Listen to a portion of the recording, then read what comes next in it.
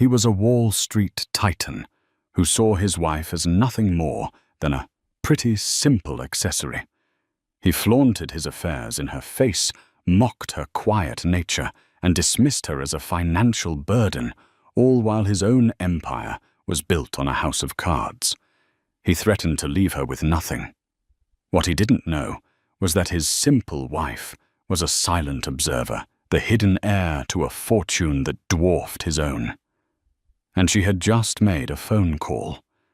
This is the story of how one man's arrogance led to his total destruction, orchestrated by the woman he never even bothered to know. The air at the Metropolitan Museum of Art's annual gala was thick with the scent of money and tuberose. It wasn't just a party, it was a battlefield. Damian Blackwood, founder of the notoriously aggressive Ares Capital Partners, navigated the room like a shark, a predatory smile fixed on his handsome face. On his arm, his wife Mina Blackwood was a vision in simple, elegant navy blue. Her dress, a bespoke piece by a quiet Parisian atelier, was worth more than a luxury car. But it whispered where other dresses shouted. To Damian, this whisper was a weakness. "Mina, darling, do try to look engaged." He murmured, his thumb digging into her arm just a fraction too hard. "Steven Schwartzman is watching. We're in the middle of the Sterling Aerospace play. I need you to look like a victor, not a librarian." Mina offered him a tight, practiced smile. "Of course, Damian. I was just admiring the new exhibit." "Admire it later." "Ah, Serafina." Damian's entire demeanor shifted.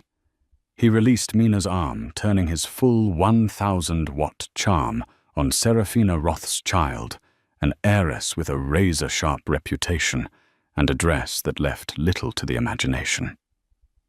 "Damian, darling." Serafina purred, air-kissing him, while pointedly ignoring Mina. "I heard you're making waves, stirring up Sterling. How deliciously hostile." "You know me, Serafina. I don't just knock on the door, I take the hinges," Damian boasted. His hand found the small of Serafina's back, a gesture of casual intimacy that made Mina's stomach clench. Mina watched them, a silent ghost at her own husband's side. This was her life. She had met Damian 3 years ago, while she was working as an assistant curator at a small Soho gallery. She'd been using her mother's maiden name, Vance, but without the multi-billion-dollar conglomerate attached to it. She was just Mina Vance, the quiet, intelligent woman with a sad smile. He'd found her refreshingly pure, a respite from the gold diggers who usually clawed at him. He had married her for her simplicity. Now he resented her for it. He had no idea that her simplicity was a meticulously crafted fortress. She'd fled her world, exhausted by the sycophants, the bodyguards, and the crushing weight of the Vance Consolidated Holdings name. She wanted just once to be loved for who she was, not what she was worth. She had chosen poorly. As Damian and Serafina laughed, their heads bent close together, Mina saw Martin Damian's CFO approaching. Martin looked pale, his eyes darting nervously. "Damian." Martin interrupted, his voice low and urgent. "We have a problem. A big one." Damian's smile faltered, replaced by a flash of irritation. "Not now, Martin. Can't you see I'm networking?" "It's J.P. Morgan," Martin whispered. They're reviewing our credit line, effective immediately, and that $2 billion commitment from the Carlyle Group for the Sterling deal. It's on hold. Indefinitely." Damian's face went rigid. "What? On whose authority?" "I don't know," Martin stammered. "The call came from the very top. They said, Unforeseen market volatility. It makes no sense. The market is fine. Mina watched her husband. She saw the bead of sweat on his temple, the way his knuckles whitened as he gripped his champagne flute. He was leveraged to the absolute limit. Ares Capital was a predator, but a predator that needed to eat constantly.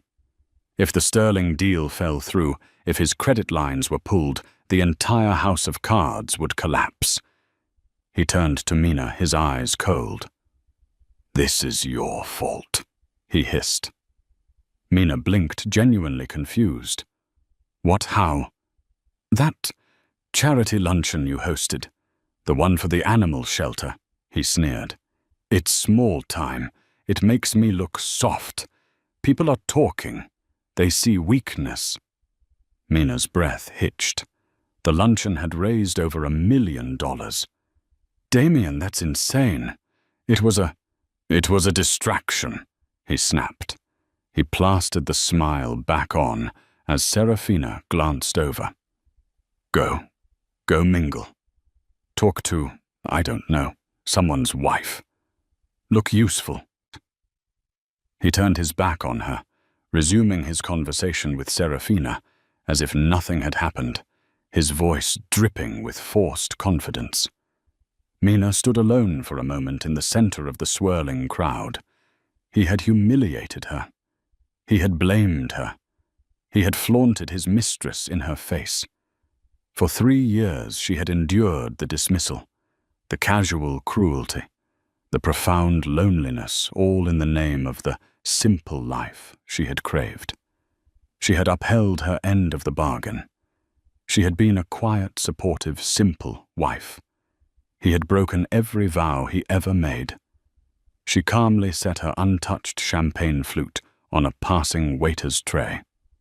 She walked past the Rembrandts, past the throngs of glittering guests, and found a quiet alcove by a Greek statue. She pulled out her phone, a simple, nondescript model.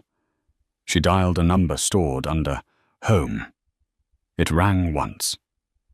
"Hello." The voice on the other end was deep, calm, and held the unmistakable weight of old-world power. "Dad," Mina said, her voice trembling just once before it hardened into steel. "It's me." "Mina, are you all right? It's late." "I'm fine," she said, looking back across the hall at her husband, who was now laughing, his hand on Serafina's bare shoulder. "But I'm done. He crossed the last line. I want to come home." There was a pause. The line was silent, but it felt charged with energy. "Very well," Arthur Vance said. "The jet will be at Teterboro at 0800. I'll clear your schedule." "Dad, one more thing," Mina said. "Ares Capital. Damien. He's been cruel." The silence on the other end was longer this time, heavier. "Cruel," Arthur Vance repeated. It wasn't a question. It was a verdict. "I see. Don't worry about Mr. Blackwood, Mina. You just come home. I will handle the housekeeping." Mina hung up. She took a deep breath, straightened the straps of her simple dress, and walked back into the party, a queen returning to her throne. The following morning, Damien Blackwood woke with a blinding headache and a sense of impending doom. The gala had been a disaster. After Martin's news, his bravado had soured into aggression. He'd had too much whiskey and had ended up in a public argument with a rival from KKR, making him look desperate. He stumbled into the vast, minimalist kitchen of their Upper East Side penthouse. The apartment, all glass and cold white marble, had been his choice. Mina had once mentioned wanting a small, cozy brownstone in the West Village. He'd laughed at her. Mina was already there, sipping tea and reading the Financial Times. She wore simple linen trousers and a white shirt. She looked as serene as a mountain lake. It infuriated him. "You look pleased with yourself," he growled, ripping open the refrigerator. "I'm just reading the paper, Damien," she replied, not looking up. "Reading the paper," he mocked, "while my world is on fire. Did you know, JP? Morgan formally suspended our credit line at 6 a.m. 6 a.m. And Goldman Sachs is reviewing their position. It's a coordinated attack." He slammed the refrigerator door, his face mottled with rage. "This sterling deal. It was everything. It was the move that would have put Ares on the map permanently. Now it's dead. Dead all because somebody decided to pull the plug." "Perhaps the deal was too leveraged, Damien," Mina said quietly, turning a page. "I looked at the prospectus. Your debt-to-equity ratio was ambitious." Damien stared at her as if she'd just grown a second head. You looked at the prospectus. What did you color it in?"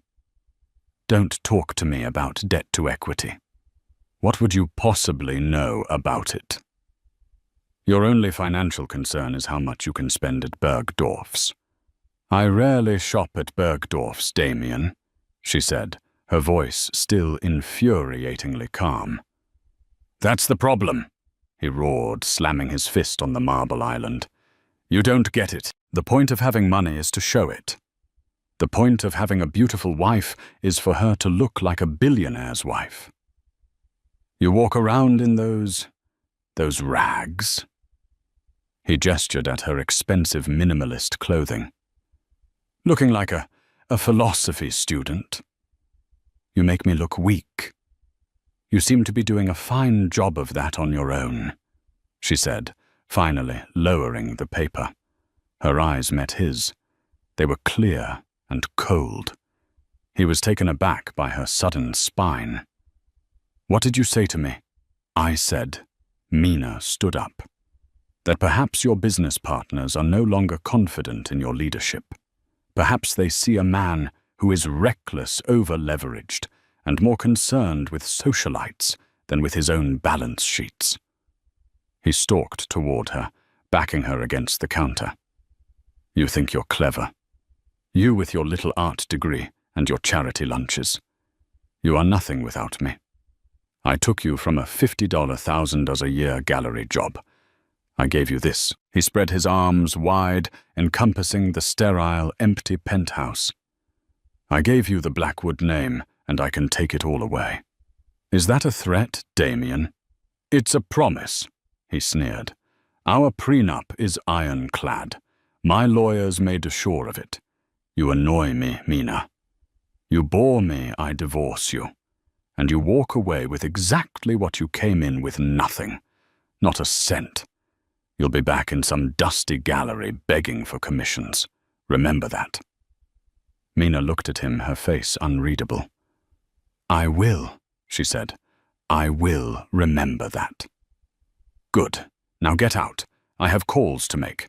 I have to try and save my company from the mess you probably started." Mina didn't argue. She simply picked up her tea, walked to the sink, and poured the remaining perfectly steeped oolong down the drain.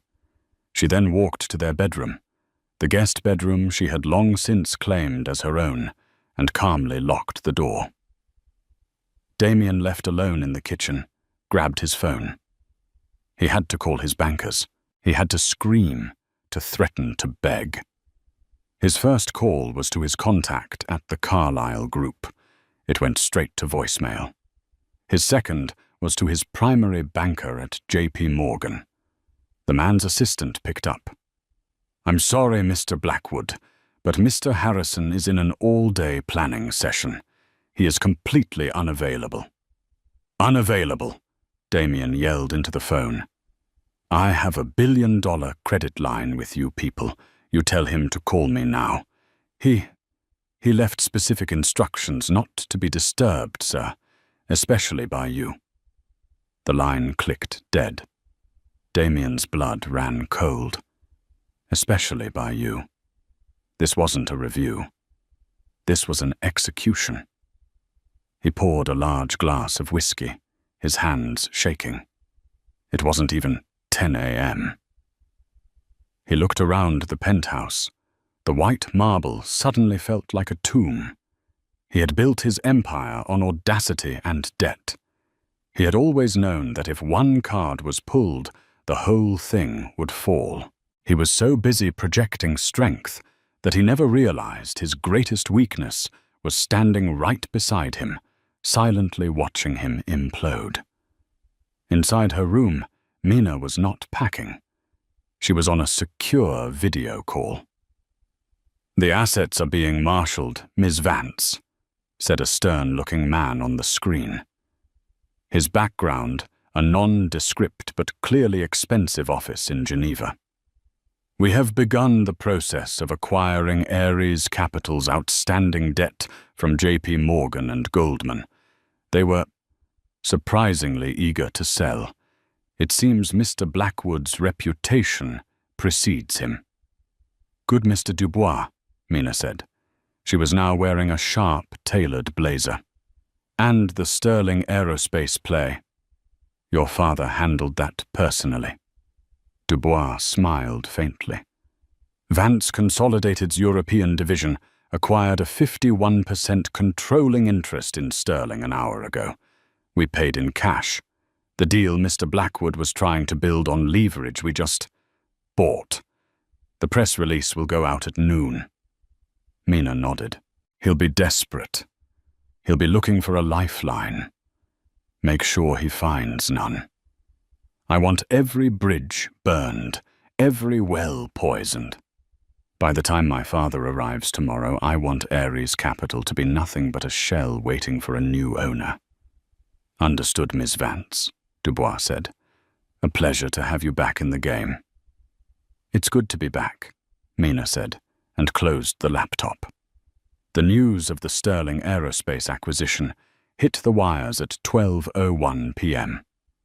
Vance Consolidated Holdings acquires Sterling Aerospace in shock all-cash deal.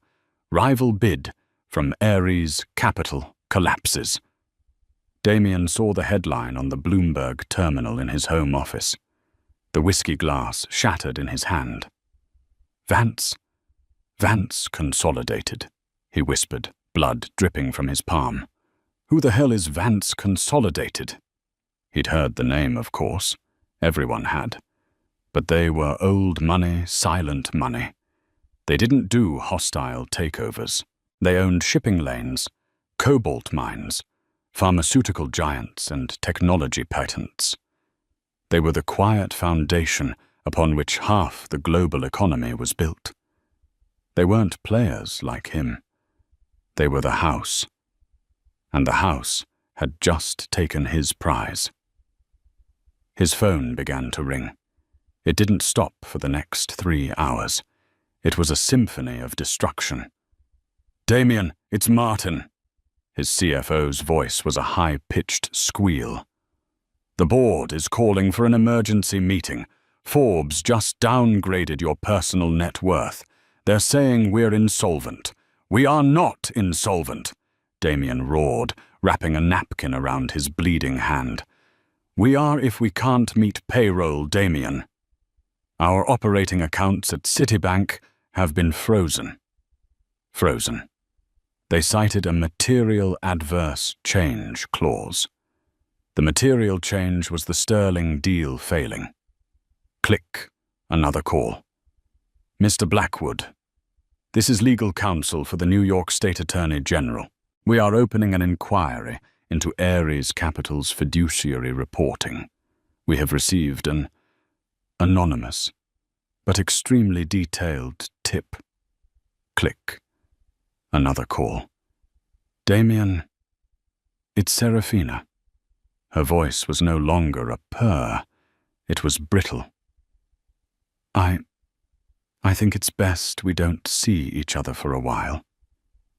My father, he said you're a pariah. I'm so sorry, darling." The line went dead. He threw the phone against the wall where it splintered. Cowards, all of them. He was trapped. He was hemorrhaging money and prestige with every passing second. The Sterling deal wasn't just a loss. It was a humiliation. Vance Consolidated had bought it out from under him like he was a child bidding for a toy. He needed a lifeline. He needed someone to blame. He stormed through the penthouse, shouting Mina's name. He kicked open the door to her bedroom. It was empty. Her closet was open. Her simple, expensive clothes were gone. Her jewelry box, which he'd always found pathetically sparse, was empty. The only thing left on her bedside table was her wedding ring, a simple platinum band left right next to a copy of their ironclad prenup. She left me, Damien said, stunned. The audacity. She left him now.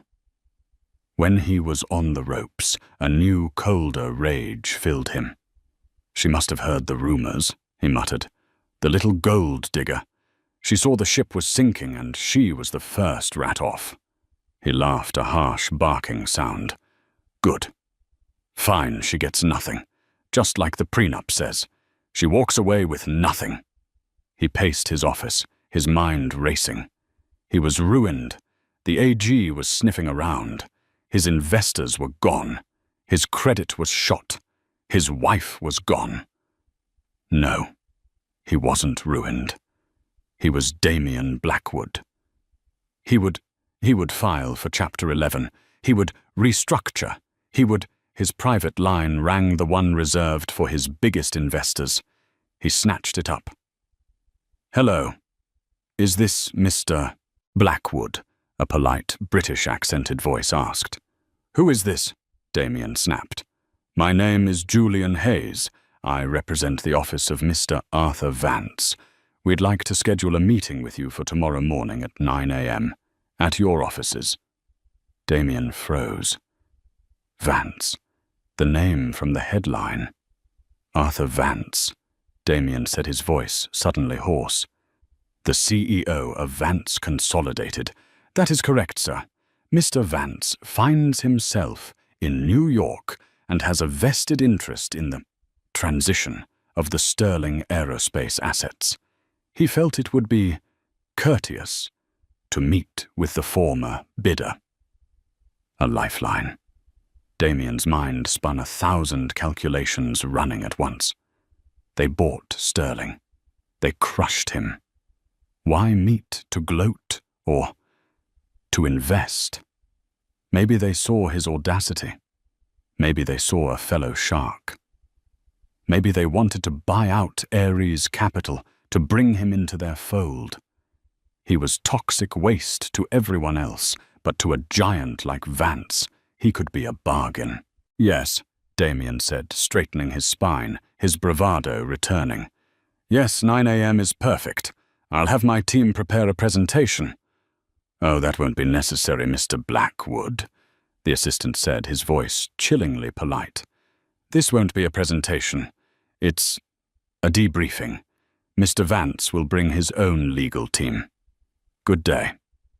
The line clicked dead.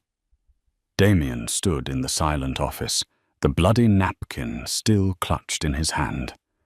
A debriefing. Legal team.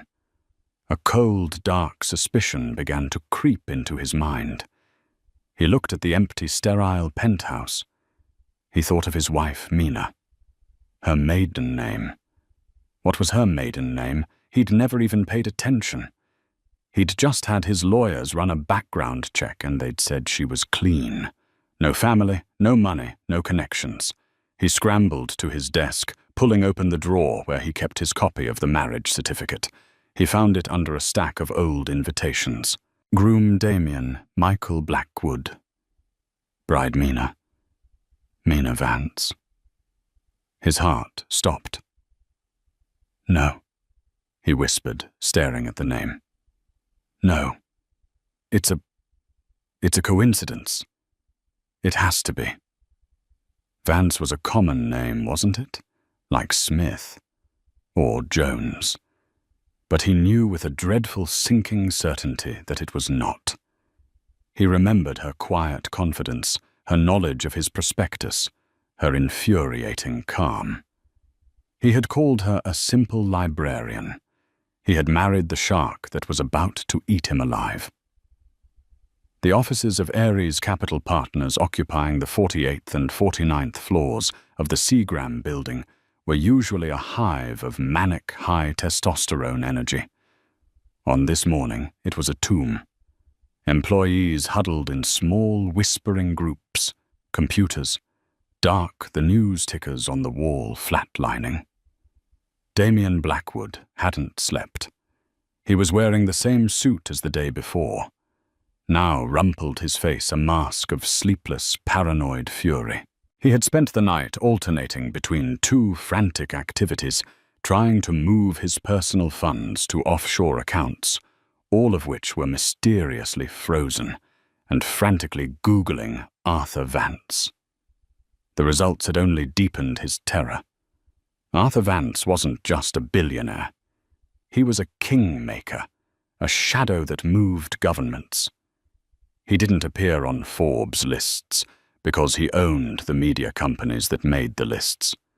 He was photographed once a year at Davos, usually in conversation with presidents and Federal Reserve chairs.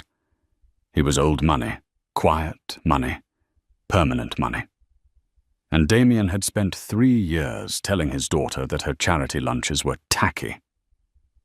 At 8:55 a.m., Damien was pacing his corner office, a vast expanse of glass overlooking Park Avenue.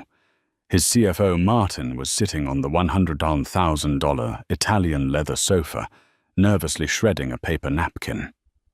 "He's here to buy us, Martin. He has to be," Damien said, his voice raw. "He's going to buy the company for pennies on the dollar. He'll want me to run it. He'll see my talent, my aggression." "Damien, the AG is downstairs," Martin said weakly. They're not asking to come up. They're just waiting, with boxes." "He'll handle that," Damien insisted, gesturing wildly. "A man like Vance, he makes one call, the AG disappears. This is a test. He's testing my nerve." At 8:59 a.m., the private elevator to the 49th floor chimed. Damien's assistant, pale as a sheet, buzzed him. "Sir, he's here." The doors to Damien's office slid open. It wasn't one man. It was 5.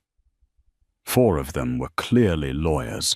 2 from a top New York firm. Damien recognized the lead counsel from Wachtell Lipton, and 2 from what appeared to be an in-house team. They were all carrying thick, leather-bound portfolios. In the center was Arthur Vance. He was perhaps 60 tall, with a full head of silver hair. He wore a simple dark grey suit, but it was a bespoke Keaton K50.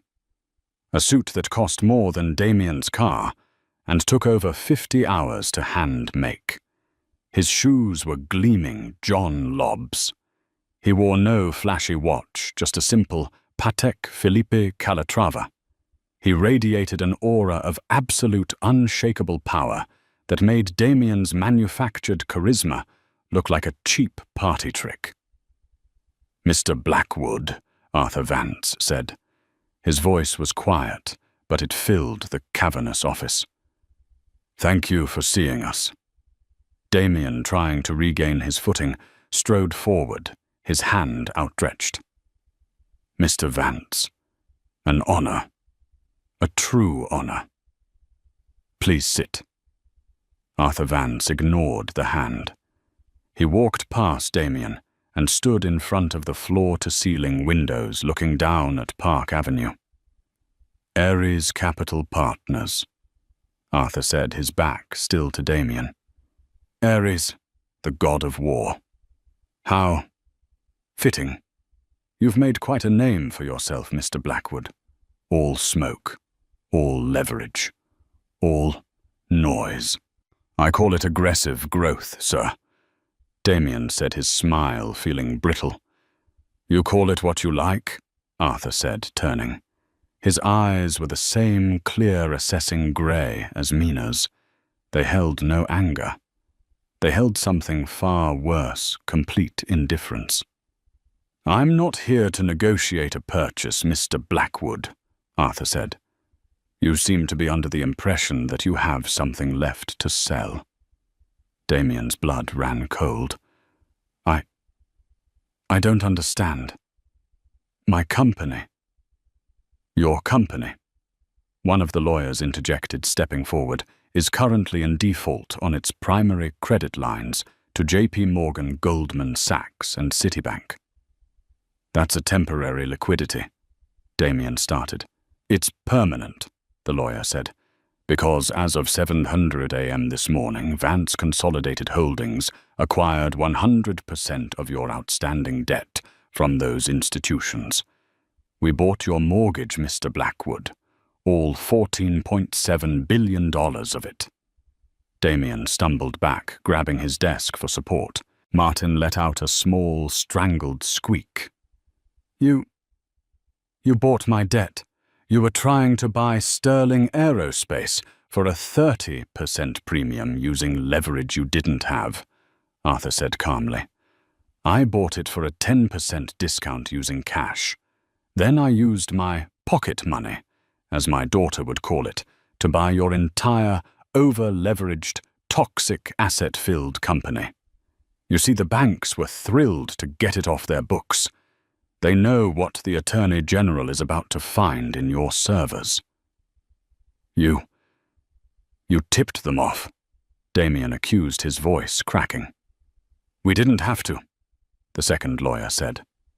"We simply provided the documentation from our own internal audit, which we conducted as your new primary creditor. The evidence of wire fraud, insider trading, and market manipulation was extensive. You're a very sloppy bookkeeper, Mr. Blackwood." This is illegal," Damien shouted. "You can't just—" "We can," Arthur said, his voice dropping. "And we have. Ares Capital Partners is now a fully owned, distressed asset subsidiary of Vance Consolidated. Your board has been dissolved. Your executive team," he glanced at Martin, "is terminated. Effective now." Martin fainted. He slumped off the sofa and onto the floor in a heap. Neither Damien nor Arthur paid him any attention. Damien was hyperventilating. Why do this just for Sterling? It's business, I get it, but this is a destruction." Arthur Vance walked slowly toward Damien, stopping just a foot away. For the first time, a flicker of emotion crossed his face. It was cold, pure contempt. "You are loud, Mr. Blackwood. You are arrogant. You are crude. I find your entire new money operation distasteful, but I have divisions that employ men far worse than you. I would not have crossed the street to spit on you if you were on fire." He leaned in his voice, dropping to a whisper that cut through Damien's panic like a surgeon's blade. "But you made one catastrophic mistake." "What?" Damien whispered, an awful dawning realization hitting him. "You disrespected my daughter." Damien stared, his mind finally painfully connecting the last dot. Mina Vance. Mina Vance, Arthur confirmed, his eyes like chips of ice. "My only child. My heir. The woman who will one day control this entire organization. She came to New York to escape the name. She wanted to find one single authentic person. She wanted a simple life." Arthur shook his head, a look of profound disappointment on his face. "And she found you. A cheap, hollow con man in a flashy suit." I loved her." Damien stammered the lie, tasting like ash. I didn't know. That," Arthur Vance said, "is the single most damning sentence you could have uttered. You didn't know. You lived with her for 3 years and you never knew. You never asked. You never saw her. You saw a simple, pretty accessory you could ignore. You humiliated her. You threatened her. You flaunted your degenerate affairs. My daughter. Arthur continued, his voice rising just a fraction, is a magna cum laude graduate from Wharton with a master's in economics from LSE. She ran my entire Geneva Commodities division for 5 years under an assumed name, and she increased its profits by 400%. She speaks 4 languages. She can analyze a balance sheet faster than your entire team of Ivy League sycophants. He pointed a finger at Damien's chest. And you told her to go look useful and talk to the wives. You threatened to leave her with nothing.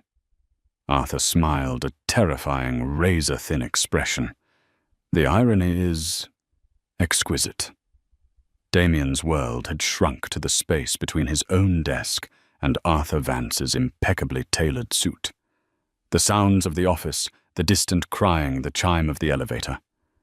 Martin's low moans from the floor, all faded away. The prenup, Damien whispered, clinging to the last piece of wreckage. The prenup. It's ironclad.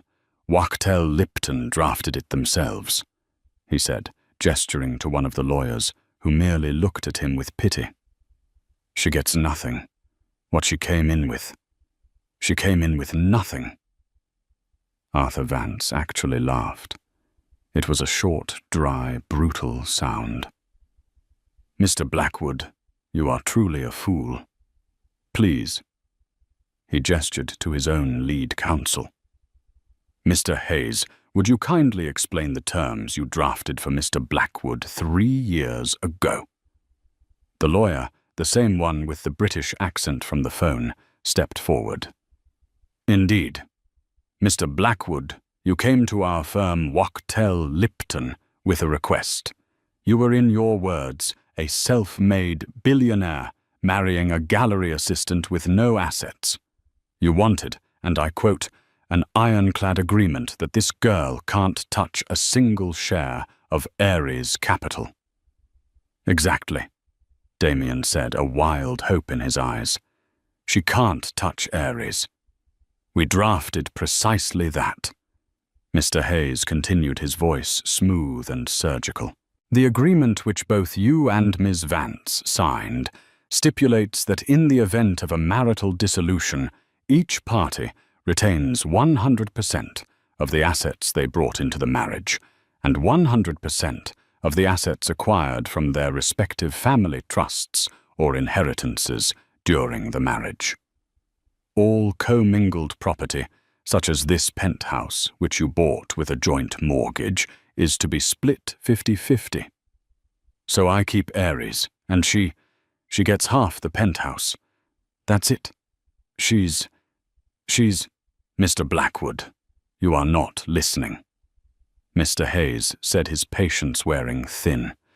You brought Ares Capital, a highly leveraged, debt-ridden, and as we now know, fraudulent enterprise, into the marriage. It's worth billions. It was, Arthur Vance cut in. Now it's a liability, a shell, a criminal case, and per your own agreement, you get to keep it, 100% of it, all the debt, all the lawsuits, all the consequences. Damien's face went white. Mr. Hayes continued. Miss Mina Vance, on the other hand, brought her assets into the marriage. She had nothing. She had her name, Mr. Blackwood. She was and is the sole beneficiary of the Vance Family Trust established in 1923. At the time of your marriage, her personal liquid net worth, entirely separate from the main corporate holdings, was approximately $9.4 billion. Damien's legs gave out. He fell into his chair, his jaw hanging open. But the gallery. She was bored, Arthur said. She wanted to be near the art she loved. The gallery owner is her godfather.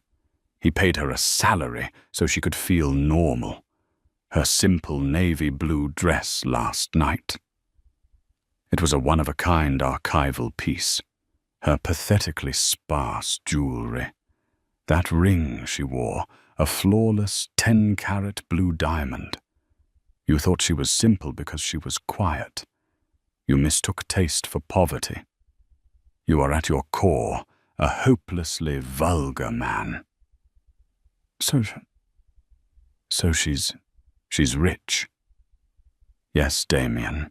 The woman you ignored is one of the wealthiest individuals on the planet, Arthur said. And per your prenup, you don't get to touch a single fabulous cent of it. You only get to keep what is yours. And what is yours as of 9:05 a.m. this morning is nothing. The finality of it hit Damien like a physical blow. He wasn't just losing his company. He wasn't just being divorced. He was being left with the smouldering crater of his own life while the woman he'd mocked was walking away with everything, because he had insisted on it. But this penthouse, he stammered, looking around. Half. You said half. I can sell. I can... Ah, yes, the penthouse, Mr. Hayes said, pulling a final document from his portfolio. About that. As your primary creditor, Vance Consolidated, has placed a lien on all your known assets as collateral against your corporate debt. This apartment, your jet, your cars, your art collection, they are all as of this moment seized.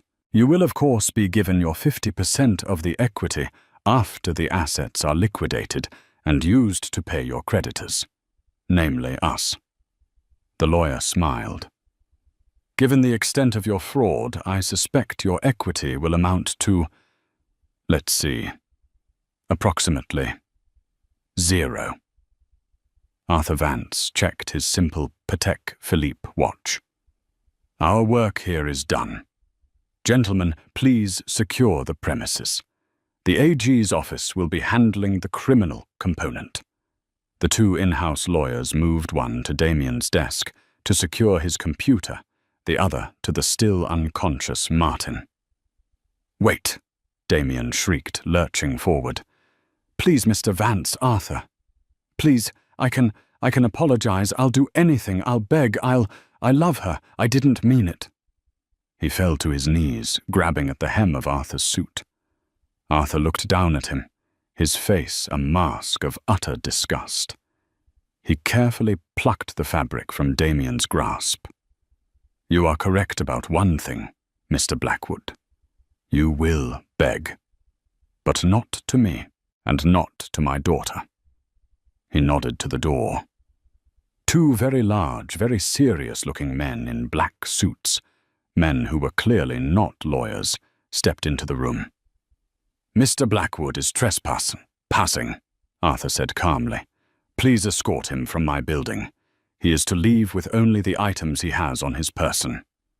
No, Damien screamed, scrambling backward. You can't do this. This is my office. This is my life. Mina, you can't do this to me. The security men grabbed him one by each arm and lifted him from the floor as if he weighed nothing. You'll hear from my lawyers, Damien shrieked as they dragged him across the plush carpet. They'll be speaking to our lawyers, Arthur Vance replied, already turning his back. And I suspect to the U.S. Attorney's office. As Damien was dragged past his assistant's desk through the stunned, silent bullpen, the glass doors of the elevator opened. Standing inside, flanked by her own security team, was Mina.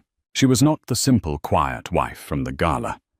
She was dressed in a razor-sharp, white Chanel power suit.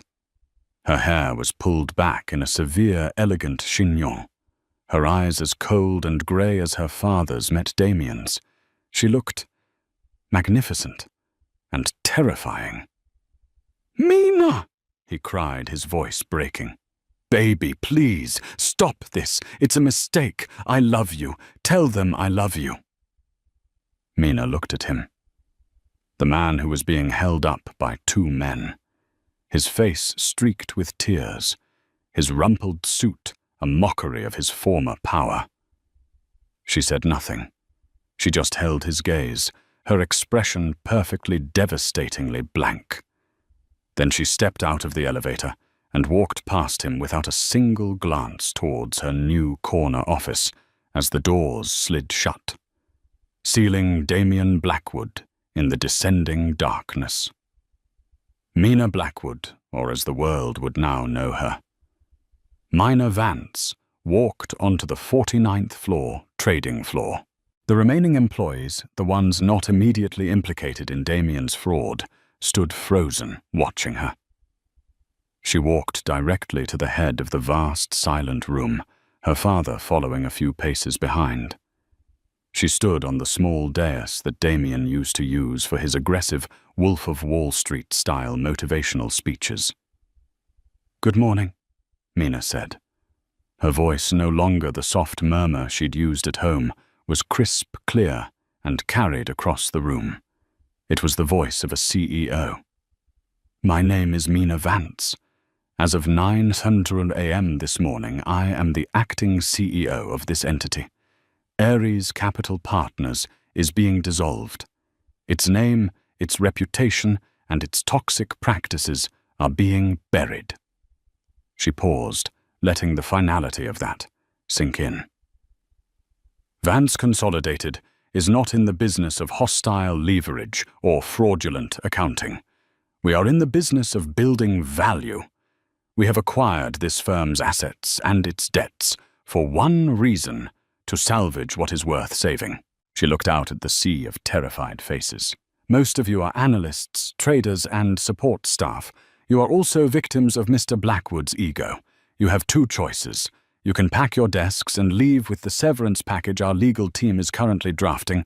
It will be adequate." She leaned forward slightly. "Or you can stay. You can work for me. We will be forming a new division, Vance Strategic Opportunities.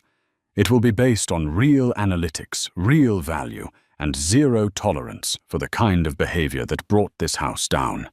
You will work harder than you ever have before, and you will be held to a standard you have never been held to before. But you will be building something that lasts." She scanned their faces. "The U.S. Attorney's Office will be conducting a full investigation. Anyone found to have been complicit in Mr. Blackwood's activities will be handed over to them directly. We do not shield criminals.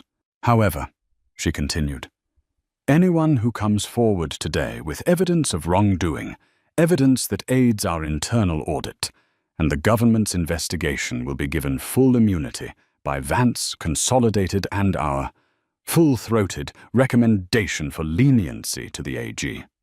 We value honesty, even if it's late."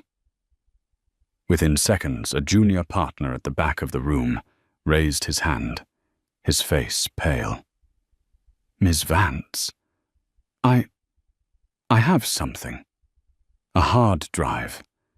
Damien. He had a secret ledger."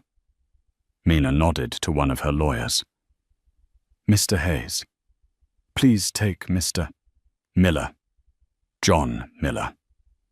Take Mr. Miller's statement. He is the first to do the right thing. He will be remembered for it." A visible wave of relief and calculation passed through the room. Suddenly, 3 more hands went up. The dam of loyalty had broken. Mina had just dismantled Damien's cult of personality and replaced it with a new, terrifying and deeply appealing order competence. Arthur Vance watched from the sidelines, a rare, faint smile of pride on his face.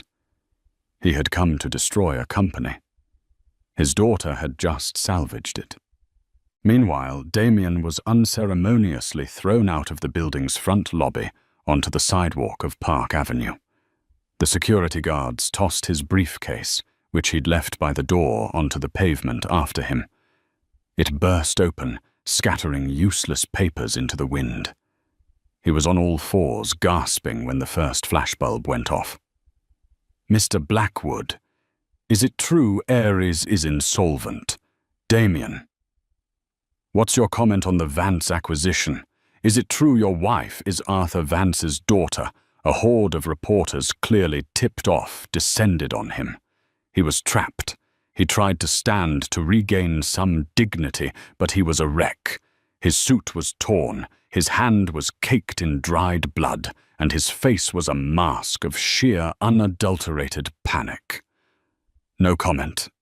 Get away from me," he stammered, trying to push through them. He stumbled down the street, a pathetic, hunted figure.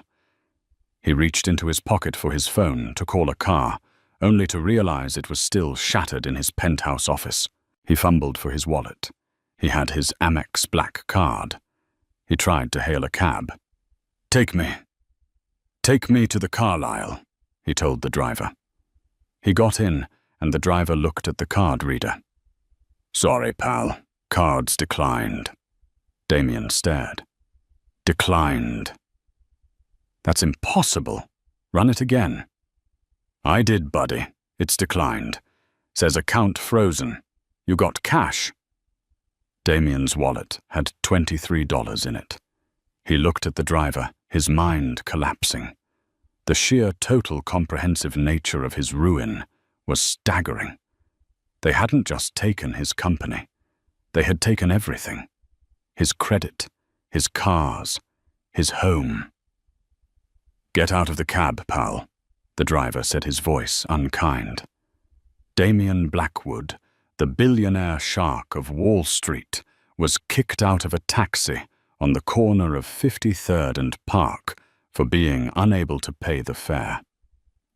He stood on the sidewalk, $23 to his name, as the city that once worshipped him rushed past, utterly indifferent to his fall. 6 weeks later, the Wall Street Journal ran a front page above the fold story, "The Vance Heir, How Minor Vance is Forging a New Empire from the Ashes of Ares Capital."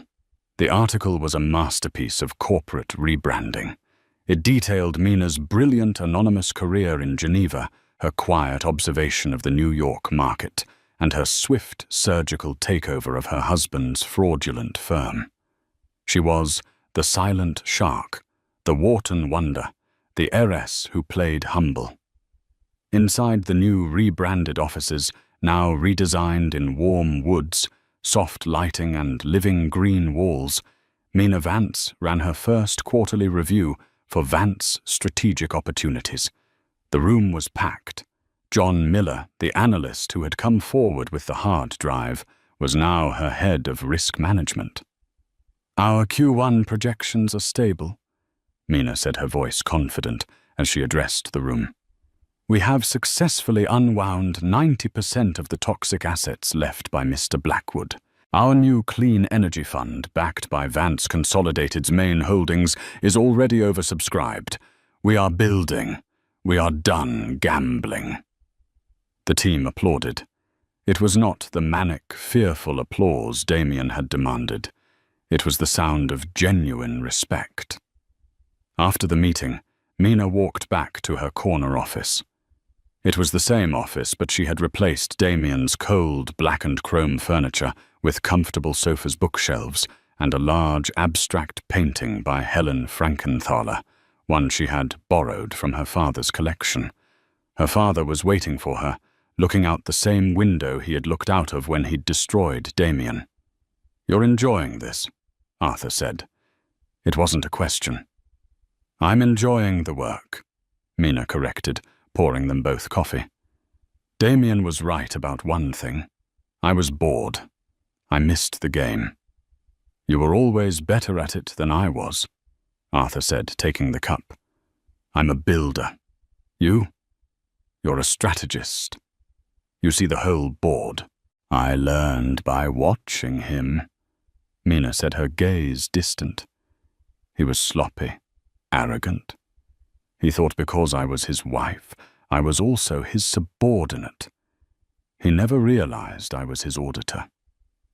"What of him?" Arthur asked, his voice careful. Mina's face hardened just for a moment. "Damien. His trial starts next month. The SEC, the SDNY. They're lining up. The secret ledger Mr. Miller provided was comprehensive. He's facing at minimum 20 years. He'll be lucky if he ever sees a golf course again. She added, his mistress, Serafina Rothschild, is a cooperating witness for the prosecution in exchange for immunity. It seems Damien used her father's private funds for one of his shell games. She was displeased. Arthur nodded, satisfied. Good. Justice. It's not justice, Dad, Mina said quietly. It's just business.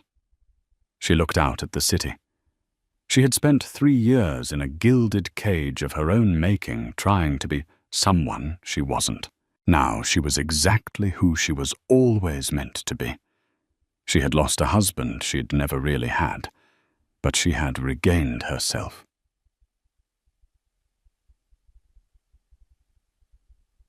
The final scene of Damien Blackwood's public life was not in a courtroom.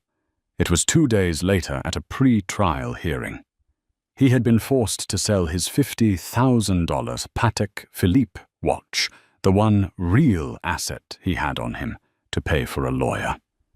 The lawyer was mediocre. Damien sat hollow-eyed and thin in a cheap off-the-rack suit. He looked like a ghost. As he was being led out, a New York Post reporter ambushed him. Damien, one question. After all this, after losing everything, what do you have to say to your wife? Damien stopped. He looked into the camera. The old arrogant fire was gone. All that was left was a hollow, desperate shell. He knew she would see this. He knew she would be watching. Mina, he whispered, his voice cracking. I'm sorry. I didn't know. The camera zoomed in on his face, a pathetic epitaph. He didn't know. Back in her office, Mina watched the clip on her computer. Her father stood behind her. Do you believe him? Arthur asked. Mina watched the broken man on the screen, the man who had mocked her, threatened her, and ignored her. She clicked the mouse, closing the video window. It doesn't matter, Mina Vance said, turning back to her work. He's irrelevant. A year passed. The name Damien Blackwood was now a cautionary tale whispered on Wall Street, a byword for a catastrophic, hubristic fall. He had been found guilty on 14 counts of wire fraud, securities fraud, and racketeering. The secret ledger had been his undoing. He was serving a 25-year sentence at the Federal Correctional Institution in Otisville. He had no visitors. His friends had vanished. His family, embarrassed, had disowned him. He had truly, as his own prenup dictated, been left with nothing. The Vance Strategic Opportunities Fund, under Mina's leadership, had become one of the most respected new firms in New York. Mina hadn't just cleaned house. She had built a new one on a foundation of steel. She was ruthless, brilliant, and fair. She was also, for the first time in her adult life, truly content. She had finalized her divorce 6 months prior. The proceedings had taken less than 15 minutes. Per the prenup, she had retained her multi-billion-dollar trust, and he had retained his multi-billion-dollar corporate debt, which was now the property of the U.S. government. She still lived in New York, but not in the cold marble penthouse. She had bought the small, charming brownstone in the West Village she had always wanted. It was filled with books, art, and warmth. She was dating, though, with extreme caution, a literature professor from Columbia. A man who knew exactly who she was and was far more impressed by her knowledge of 19th century poets than her stock portfolio. One afternoon, Mina was in her office when her assistant buzzed her. Miss Vance, there's a letter for you. It's from Otisville. Mina paused. Send it in. The letter was on thin prison stationery, the handwriting messy, almost childlike. Mina, I don't know if you'll read this. They say I have to show remorse to get parole in 15 years. I don't know what remorse is. I just know I'm cold, and I'm scared. I think about that first day, at the gallery. You were so quiet. You were wearing a yellow dress. I thought you were real. I thought you were the one good, real thing in my life. But I was the fake one. I see that now. I was so busy trying to be a billionaire that I never stopped to ask what you were. I didn't ignore you because I hated you. I ignored you because I was a coward. I was terrified you would see that I was nothing. Just a kid from nowhere with a lot of debt and a big mouth. And you did see it, didn't you, all along? I don't want your money. I don't want forgiveness. I just want to know. That woman in the yellow dress, was any of that real? Or was it all a game to you too? Damien. Mina read the letter twice. She felt a faint ghost-like ache. Not for the man he had become, but for the man he might have been. For the simple life that had been a lie for both of them. She picked up a pen, took a piece of her own heavy, cream-colored stationery, and wrote 2 words. She sealed the envelope and gave it to her assistant to mail. A week later, Damien received the reply in the prison mailroom. He tore it open, his hands shaking. He unfolded the thick, expensive paper. It just said, "It was." Damien sat down on his cot, staring at the 2 words. It was. It was real. The quiet life, the gentle smiles, the hope it had all been real. And he, in his arrogance, in his blind, stupid quest for more, had personally, methodically destroyed it. He had been given the one authentic thing he cradled, and he had ground it to dust because he was too ignorant to see its value. That he realized was the true prison. The 25-year sentence was just a consequence. Mina, back in her brownstone, poured a glass of wine and watched the snow fall over her small, quiet garden. Her phone buzzed. It was her father. "Just landed, sweetheart," Arthur's voice boomed. "Are you ready for dinner? I've booked our favorite pair, say. I'm ready." "Dad," Mina said, smiling, "I'll be right there." She put on her coat, locked her own door, and walked out into the city. No longer a hidden princess or an ignored wife, but a queen free and in control of her own very real empire. And so Damien Blackwood learned the hardest lesson of all, the price of ignorance. He thought his wife was an accessory, but she was the auditor. He thought his prenup was a shield, but it was a self-destruct button. He ignored the one person who truly saw him, and in the end, he was left with nothing but the echo of his own arrogance. Mina didn't just take his company. She reclaimed her own identity, proving that true power isn't about the noise you make, but the silence you keep and the moment you choose to break it. What did you think of Mina's revenge? Was it justice, or was it just business? Let me know your thoughts in the comments below. Thank you so much for watching.